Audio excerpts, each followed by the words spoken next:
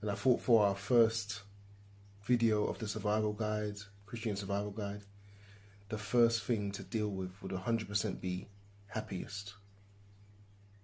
And that's the topic for today. And I think this is essential because if there's one way, as the Bible says, that those that follow God, those that are his chosen people, are called to be holy, which means set apart.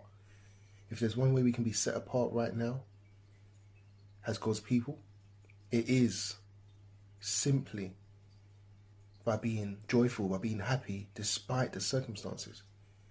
Because we see all around us depression, anxiety, just a lot of pain and suffering.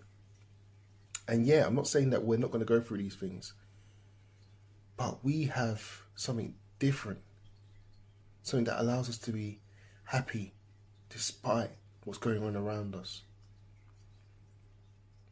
So I wanted to share two things that really allow us to get to this place of true happiness. And the first one is in Psalm 119 verse 1 to 2. So starting us off old school here. And it says in Psalm 119 verse 1 to 2, it says that blessed are those whose ways are blameless, who walk according to the law of the Lord. Blessed are those who keep his statutes and seek him with all their hearts. And the word blessed means superlatively happy. And this is how we are able to remain in that state. It says by being blameless, confessing, being open. No one can blame us because we've already expressed everything that we've done. By walking according to the law of the Lord. That's a consistent thing. We walk every day. We do that every single day. And we find the law of the Lord in the Bible. But above all, seeking God with all our heart. Not with 99.9% of our heart. Not with 75% or 50%.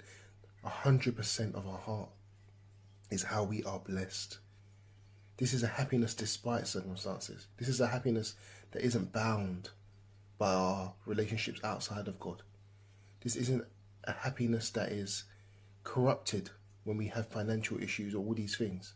No, this is a happiness that lasts, that stays with us, that remains because of God and his amazing, incredible reward that he gives us to have a relationship with him. And the byproduct of seeking him with all our heart is happiness. So that's the first one. Seek God with all your heart.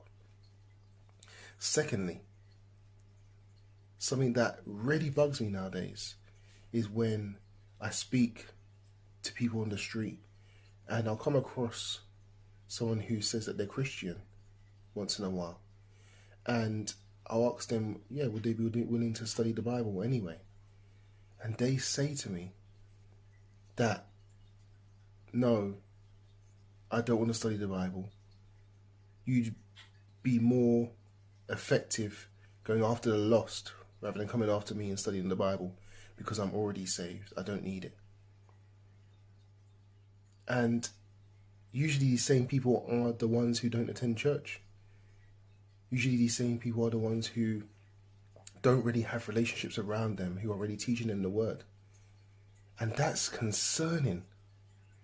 Because in Job chapter 5,